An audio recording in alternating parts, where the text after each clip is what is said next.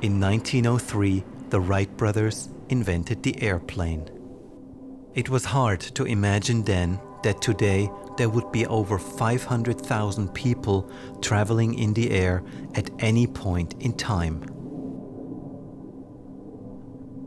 In 2008, Satoshi Nakamoto invented Bitcoin and the blockchain. For the first time in history, his invention made it possible to send money around the globe without banks, governments, or any other intermediaries. Satoshi is a mystery character, and just like the Wright brothers, he solved an unsolvable problem. Whenever this happens, it inspires incredible innovation.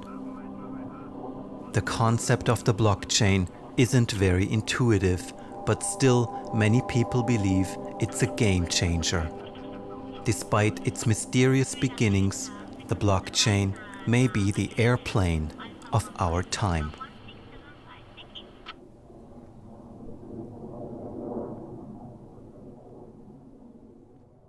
I found out about blockchain first, as most people around that time were, through Bitcoin. And personally, at first, I thought that Bitcoin was an absolutely terrible idea. I was teaching at Stanford back in 2010, and a teaching assistant for the class sent me an article. She said, oh, there's this really cool thing. It's open source money. And I remember thinking, open source money, isn't that cool? But it'll probably never work. I did what most people do the first moment they are exposed to Bitcoin. I discounted it. I thought this was silly internet money. You could mine it. It's like a golden goose. It took me about a year to really re-explore the technology. And so by 2012, I did what I tell most people to do today, is turn off your phone, lock your door, and study this technology for a day. It's the best advice I could give. I was on a sabbatical from work and decided I'd take a year off, live off some savings, figure out what I want to do. It was there that I discovered this little orange icon with a bee in the middle. I said, what is this strange thing? So I started looking, okay, Bitcoin, interesting. That was about 2012, 2013. And I haven't left the space since. I've just continued further and further down the blockchain rabbit hole, if you will. And I've been pleasantly surprised and had no reason to crawl my way back out and find another technology. There's a point at which it's almost like you can't stop.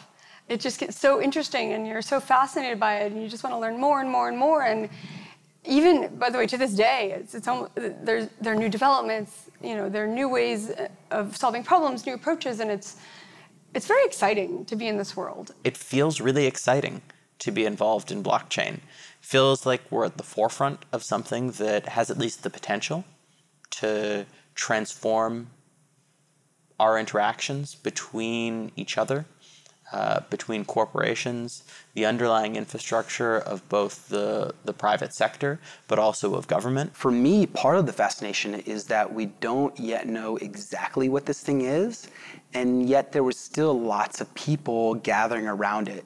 You know, I thought of it as like, you know, a space rock that crashed on Earth, right? You'd have a bunch of people that gather around, and they're all pointing, what is this thing? And you don't really know what it is, but it's still very interesting.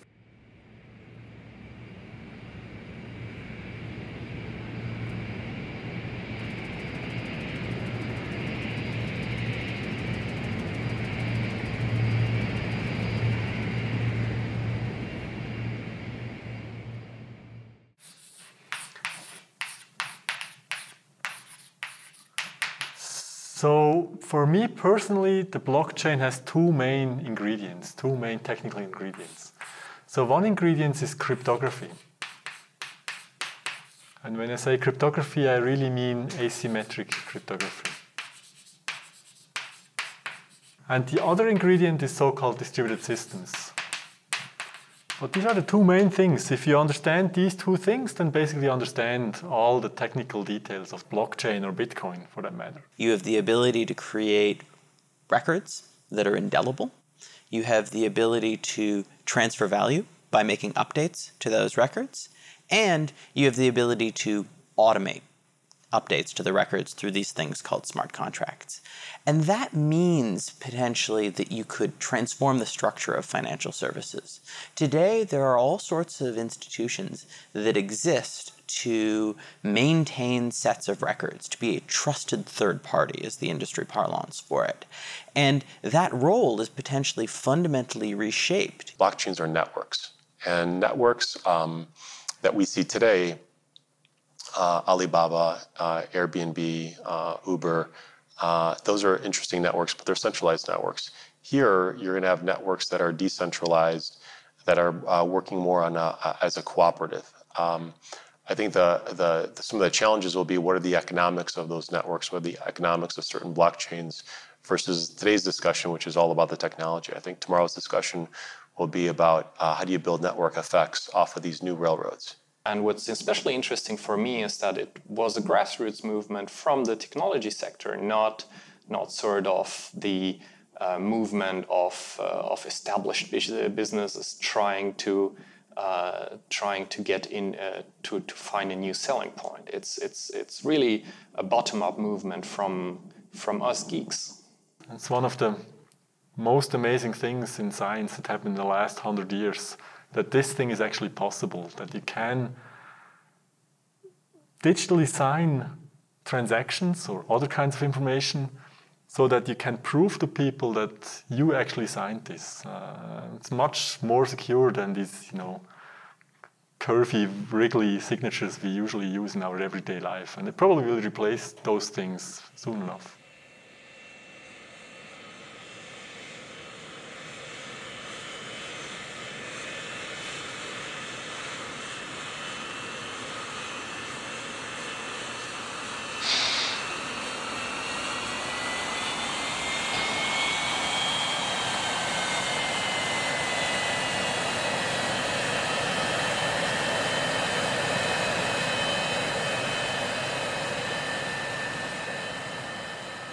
We spent 2 years trying to understand this space and what it really meant, and we found out that it meant a lot more than just another digital currency. It actually, as the blockchain became more influential in our thinking, we began to realize that it was a profound shift in how the internet could be used to create new forms of value, and how it could be used to enfranchise, and include people in global finance. We've had the internet for years now, and on the internet, still nobody knows whether you're a dog or not. Identity fraud is completely out of control, data breach. So, the area where we need some new thinking is in the sort of in the identity space. So maybe the technology brings something new into that space. And we need it fairly quickly, because we haven't fixed the identity problem for people, but we're about to put 10 billion, trillion, gazillion things on the internet. We can have a trust relationship without really having ever met each other or having done business at all with each other. I think that's fundamental, one of the fundamental things. Security is another.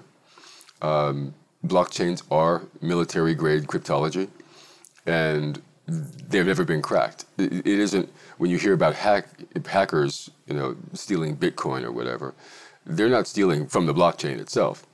They are stealing at the point of entry, at the wallet level or at the browser level, and they intercept those messages. But the blockchain itself is very secure. The Internet of Things will probably be the best test case for a lot of blockchain technology. Because if we're going to have millions or billions or trillions of Internet-enabled devices doing everything from driving us around to managing our affairs to monitoring our health, they're going to need a way to move and store and manage value and data that has value in a way that's secure and private. And right now we don't have that. And I'm concerned about the ubiquity of data and how it flows in and through internet-connected devices. I think with a value platform like blockchain, we can at least address some of these problems and maybe even create new opportunities.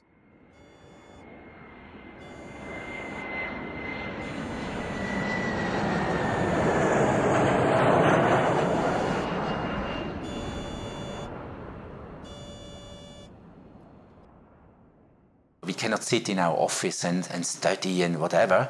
Of course, we do that as well, but we need to go out. We need to participate in this whole blockchain community. And honestly, what is very new to me, especially the younger person in my team, how enthusiastic they are about it. So if there is a hackathon, for example, organized, whatever, they never come to me and say, Jan, can I go there? Can I get some money for that? They just go. You know, they're just so interested. They just go and participate and share what they learned, and we have further discussion. And I believe this is really a new way also for us how we deal with this kind of new technology. We are really in the middle of it. Nobody tells us what to do. It's really we together shaping, let's say, what the ambition, what we stand for in the end for blockchain. We need to be much more technological. We need to have an awareness of how something is programmed in order also to check if the programming is correctly or not. So these might be a kind of capabilities that at the moment we have, but not in the way that it's needed for the future. So I think in the future you always need to have a kind of IT or technological link to the things in order to understand them. Otherwise, you always need your IT guy sitting next to you, helping you in the understanding of the problem. This is not something that's going to impact one or two industries. It's going to affect every industry in the same way that the internal combustion engine affected almost every industry, the same way the internet affected almost every industry, the way the steam engine created new industries. So this is one of those big generational technology shifts that will require a concerted and focused response. Otherwise, you'll miss the boat. And I think we are all also in the financial service industry trying to recognize that we don't have to be defensive of that, but we rather have to embrace not just this technology, but this enabler that it brings us to actually access a vastly underutilized or undiscovered market that we have to really do business with on an eye-to-eye level. We talk to all sorts of senior executives in financial services, and often we talk to them and they'd say, well, we've looked at Bitcoin, we've had smart people come in and explain to us how the blockchain works, but I still just really don't understand what it means for my business. And I think that makes sense in a way, because if you think about an iPhone, for example, what's really important when a new iPhone comes out? Is it that there's some new chipset, or they have some new way of compressing frequencies? I'm not an engineer. I don't know how any of that works. What matters to people is what they can do with the technology. Of course, success is in no way guaranteed. One day we may look back on this and say, "Oh, wasn't that great?" But if you ask me, I think there's undoubtedly a huge amount of progress that has already been made, and there's something here. I find it hard to believe that I'm going to look back in 10 or 20 years and say, "Oh, none of this ended up happening," because we're really seeing a new way of transacting value on the internet.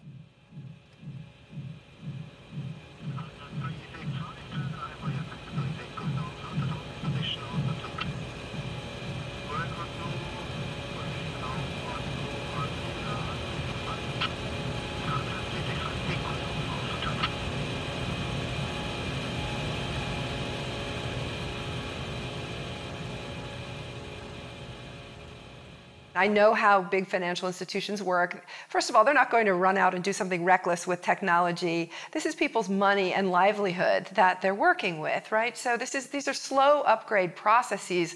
These systems, once they get implemented, will run in parallel with the old systems for a while before you have a switch over to the new one. That's standard in technology upgrades. So I knew this was going to take time. But yes, sure, there are antagonists. There are players who are threatened by their business model. It's the AT&T, Verizon, Kodak analogy again. Their business model is threatened by this. And of course, they're going to do things to try to slow down and water down the transformational networks that are being developed. And so there's a game theory approach to how the technology is being rolled out in the markets, for sure. We made different roundtables here in Zug after the start of this Bitcoin experiment. And for example, we invited banks which are living here in Zug, people from Zug, bankers from Zug, and we tried to connect them with people of the Zug crypto valley. And okay, they have been talking together, but these bankers were not so very happy. Okay, they said there are different things with law, and it's not so easy for us. But it's also a question of attitude. I think it's the same thing as for our city, for our administration. The banks have to get ready. And I know that in a way they are defensive, but on the other hand, they have, in research, they have made teams which face these questions. And maybe they are waiting a little bit now, but they can't deny it, I'm sure. I think there's going to be a lot of disruption, a lot of revolution with respect to blockchain-based technologies. And what that's going to drive is not necessarily banks worrying about other banks being competitors. What banks worry about is the bank of one. You know, the next generation of a banking network that's resident on a phone, that's decentralized, that's distributed, and is based on a digital token, a digital asset that's not necessarily issued by a bank or a government or anybody else. So it creates all these different permutations and opportunities, not only for enterprises and governments, but also for society. We see a lot of examples of banks and consulting companies and other Big Four audit firms talking about how they can strip cost out of the business of, I don't know, trading in public markets or, whatever it might be. But if you take the example of public markets, how can you cut cost out of a market that doesn't exist in the future? What if the trading of securities happens peer-to-peer in the marketplace that doesn't have the traditional intermediaries of exchanges and brokers and agents and escrow agents and clearinghouses and all these other parties that we rely on? That's the cost you're cutting out, but what if the market can function without them? So the important thing for big leaders of big companies is not just to think about cost, but also to think strategically. What can this technology enable me to do that I wasn't able to do in the past? I think it's going to take a long time for it to weave its way into the system. It may take a normal tech upgrade cycle for it to fully weave its way into the system, but I've said publicly, I think within 20 years, that financial services will be just software. And the smart contracts technology in particular is going to automate a lot of the things that institutions and people handle today.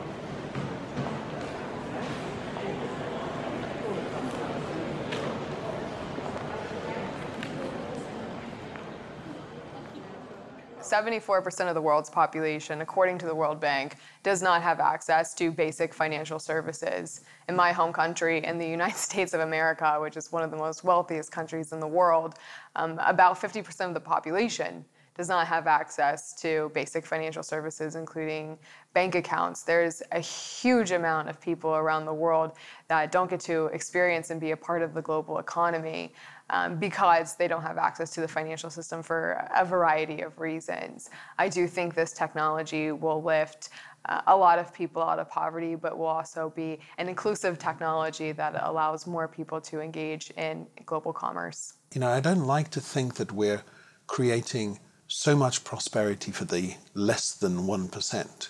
I like to think of purpose-led businesses. And by the way, that's the trick, I think, for large corporations, is to understand that the cost efficiencies of embracing this new technology will potentially widen their accessible markets at a cost that's reasonable. And that in itself will create prosperity in different areas. Something that I think we should think about. Pretty soon, when smartphones can be had for less than $5 each, which is right around the corner, nearly every person living in poverty on Earth will have access to a smartphone and be connected to a network. That is game-changing in and of itself. When you have digital wallets on these phones and you have the ability to trade assets, we're going to answer that question, what happens when everybody has money? Because capitalism itself has thrived in some areas by the natural exclusion of others from markets. It actually uses that scarcity principle as its driving basis. So what happens when money is not scarce? We will look at people and say, okay, what is the things that I cannot do and that we can, join forces. Much more than today, where we look at people and say, okay, how big is your car and how much money do you have on your bank account? So I believe that the future will be even more human or humane, than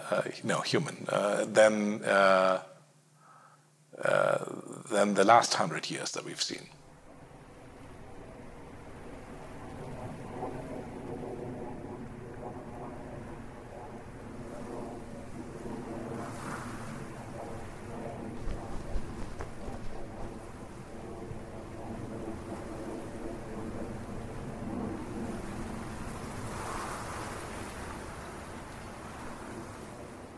So I don't think blockchain is a revolution. I think it has been done forever, like for 40 years, which is really forever in computer science in my domain.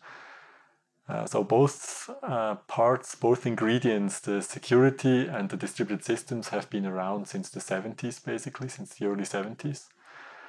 And this is not a revolution. But the revolution, in some sense, or the evolution is that jobs will change. That's something I believe in, that jobs will be, digitized in some sense. Computers will do a lot of the manual labor that we still see in this kind of service domains today. It's called the fourth technological revolution, and I think we are at the beginning of such a revolution just now, and that's why we don't close the eyes. And some people say, okay, there will be much trouble, people will lose their work and everything, jobless people. And I'm sure it will happen, but it's better we face it than we deny it. Offshore working or automation or robots, are they threatening our work? And it's a real life question when your own son, who's prepared to go to get an advanced education, asking you that question. And I concluded that yes, I do have a genuine answer, that it's not threatening. It is forcing us to think a little bit different, but if we do it smarter, we actually give also the next generation a great new opportunity to actually reinvent why they get up every morning and why they go to work, and make sure they really make best use of the degree they studied for and the things they really want to do in life. I want to make the world better, just better. Okay, and whatever my measure of better is, or yours, is what might be valued by society. But the other thing is this wonderful opportunity to create a little bit of prosperity, because what prosperity offers you is independence. We don't have to have people who are living in squalor and simply, fighting for a handful of rice every day. There's too much. There's too much in the world to live like that anymore. And I think that certain countries, I think even certain corporations are beginning to understand that. And certainly this movement, this blockchain movement, is the technology underpinning, the technology part of that mindset which exists offline as well. The idea is out, and if it's not being realized here, it may be realized there, or even in the internet, uncontrollable. So Bitcoin is here. Bitcoin is here to stay, and it will become bigger and bigger, as the blockchain, of course, as cryptocurrencies, as the possibilities which are connected to the blockchain and cryptocurrencies. That's out of the box. And the whole system does not need any government. It exists. It works. It's like a computer network surrounding the world. And you can say, okay, we don't want to be part of it. So be it. It's here, and it won't go away.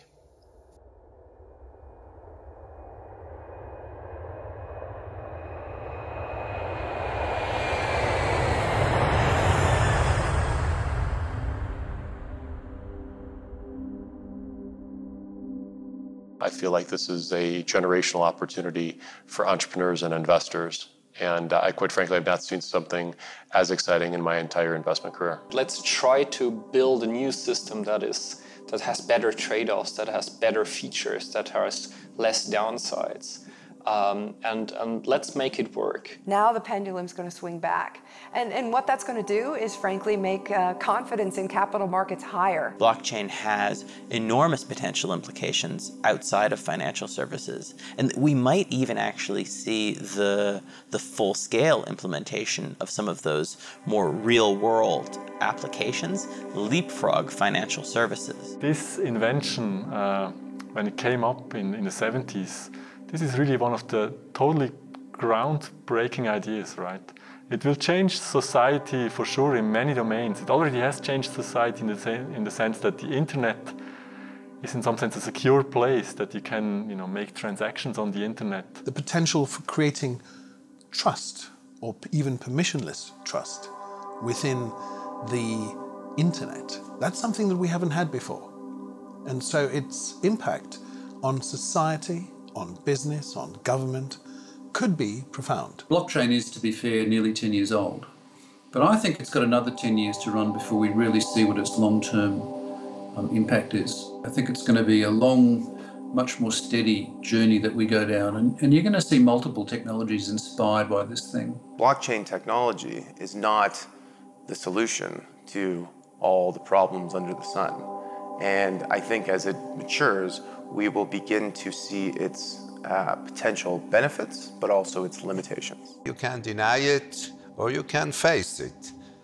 And we always said we have to face it because these things are coming up if we want or not. I've really seen very long-standing partners when they saw the whole opportunity really to change, to say, hey, I don't understand everything, but I understand there is something behind, so we need really to go forward. That's really great. People often say that necessity is the mother of invention, but I like to say that necessity is also the mother of adoption.